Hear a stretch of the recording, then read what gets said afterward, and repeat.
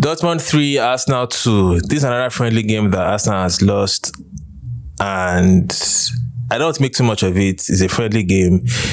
The purpose of this game is just to, build our fitness, gelling the players that have been out on loan like Nwaneri, and new players coming to the team. However, I want to speak about 4 players, and they are Nwaneri, Mosquera, Tzolis, and Havertz, in no particular order. I'll start with Havertz. Havertz played in midfield today, and I think there's something about Havertz. He's a very versatile player. However, I don't see him as a midfielder. I see him more as a striker or an attacking midfielder, somebody who is in and around the box.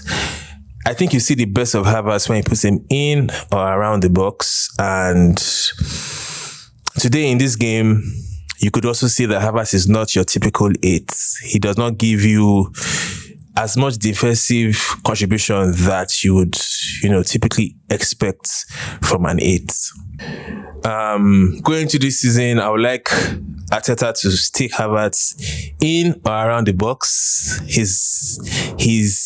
is versatile in, bringing out these chances with his movements. His movements are very brilliant, and his movements give a lot of headaches to defenders. Also, when you play him maybe in the attacking midfielder zone alongside someone like Gyökeres, it's just so crazy because that movement of Havertz and the danger of Gyökeres is just something that teams, we saw it last season, teams always struggle to contain them. Secondly, I would like to talk about Nwaneri. It's so nice to see Nwaneri back. The hunger is there. The hard work is there. I don't know if Nwaneri will be going on loan this season. I can't say. Typically, I would love to see him in or around the team. You can't question his talent. And Nwaneri, I think he has a lot to offer. He has a lot to offer. With the signing of Bruno G, I don't know if he's going to be bonus requirement this season, but speak from an emotional point of view, I feel like we should give Nwaneri a chance. The talent is definitely there. He had a goal again today, and that's what he gives you. His long shots are one of the best. Do you understand? Especially for his age. And if you keep him in the team, if you give him game time, if you allow him to learn from people like Saka, from people like Odegaard, from people like Eze, I feel like there'll be a lot to gain from him. Thirdly, I'll be speaking about Tzolis. Wow.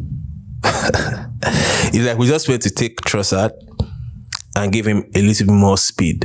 Do you understand? Tzolis, watching him, you just realize that, bro, we wouldn't really be missing Trossard. And that is not a slight on Trossard. That is like telling you the kind of player he is.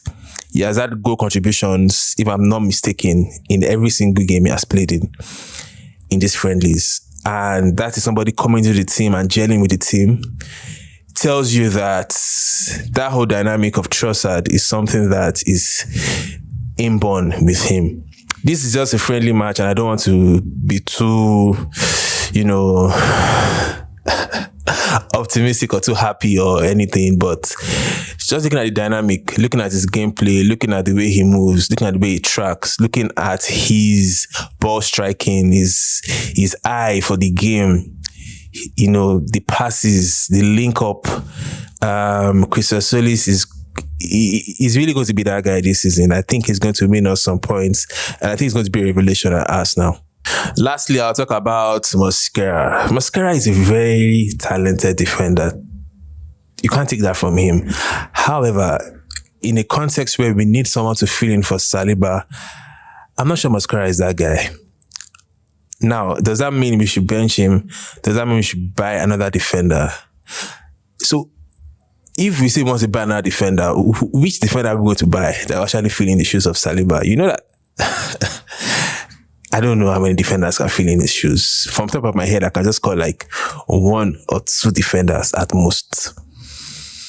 So we're talking about a very world-class defender here, and definitely Mosquera is going to struggle, but Mosquera is definitely a very high caliber defender.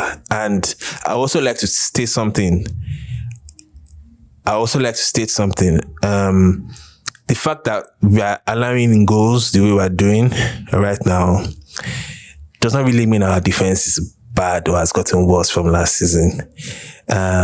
Defense, especially with Arsenal, is not all about the defenders. It's a whole team responsibility. And when you look at the team, you look at the lineup, you have Lewis Kelly playing as a lone six, which I don't think he's really able to do.